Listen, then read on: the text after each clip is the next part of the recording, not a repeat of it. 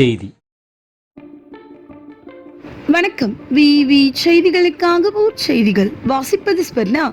ராணிப்பேட்டை மாவட்டம் ஷோலிங்கர் தோட்டக்கலை துறை சார்பில் தேசிய தோட்டக்கலை இயக்கம் 2025-26 திட்டத்தின் கீழ் 10 நபர்களுக்கு தலா 30,000 என 3 லட்சம் மதிப்புள்ள நடமாடும் காய்கனிகள் விற்பனை வாகனம் வழங்கும் நிகழ்ச்சி தோட்டக்கலை உதவி இயக்குனர் வேலு தலைமையில் நடைபெற்றது.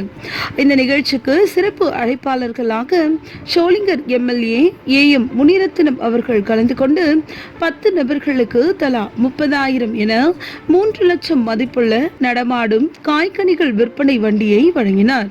அப்பொழுது காங்கிரஸ் நகர தலைவர் கோபால், உதவி அலுவலர்கள் சீனிவாசன், சிலம்பரசன், பாண்டியன், மேகவர்ணன் மற்றும்